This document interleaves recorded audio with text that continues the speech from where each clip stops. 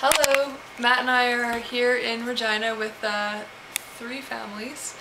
And tonight we're actually going to do something on Regina and Weyburn. So could you guys tell us a little bit about both cities? Well, Weyburn is the home of Tommy Douglas, who has something to do with Medicare and has something to do with leading the country at some point. And also is a great place to live. And Regina is the capital city, Saskatchewan, the Queen City of Canada, and it's also the home of the Royal Canadian Mounted Police. We're the only place that has a training depot for the RCMP. And you guys also have the most amazing hail we've ever seen in our lives. It's true. Nearly golf ball sized. Yeah. Biblical proportions today. In fact, it's probably the most amazing hail we've ever seen in all of our lives. Oh, yeah. It must have. It's not a regular occurrence. It was God's way of telling us that you guys were coming into town. And we actually got to experience it. And Tyler is going to go get some hail that we experienced coming into Regina today. And that's melted a little bit from being in your hand. So guys, how can we pray for the cities in Saskatchewan? Okay, well, let's start with Saskatchewan. Saskatchewan's name in Cree is Kiskatchewan, which means swiftly flowing river. We have a problem. We've got lots of flooding going on in the south of Saskatchewan right now. We don't want that. Bracky will probably tell you a little bit about it, but a lot of southern Saskatchewan is underwater right now. And there's my son.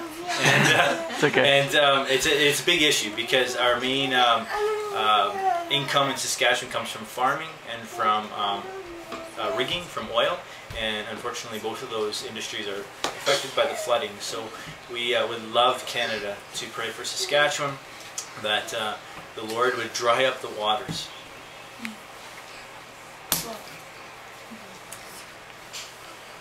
My name is Erica, and in Regina, we've done a few rhythms of 24/7 prayer, and we've done them in locations in people's basements, generally speaking, and they've been awesome because we've been able to get lots of people from lots of different churches out praying, and it's just been a real collective and a real neat time.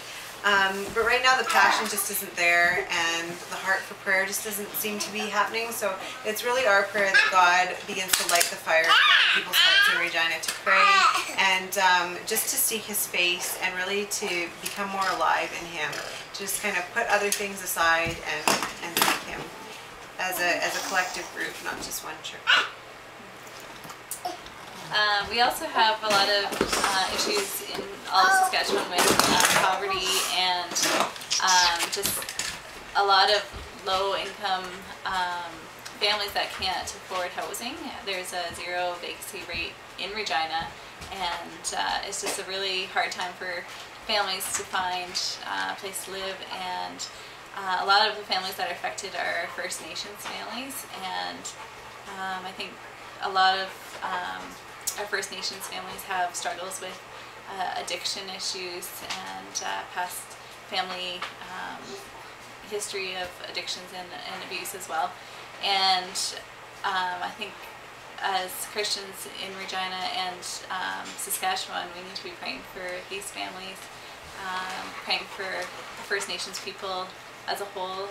They make up a huge population in our province, and it would be awesome to see more First Nations people come to know Christ and change their family and change their families' families, and just the power of Christ through them and through their families. I'm James from Weyburn, originally from the UK, but I've been in Weyburn for nearly 4 years, and in Weyburn we have had some flooding, and Weyburn needs a lot of prayer right now with flood relief. And we have that issue with farming. Weyburn's a farming culture, and it also has a lot of oil people. But the issue is, another issue is the high level of divorce and the family breakdown with relationships due to people working in the oil patch.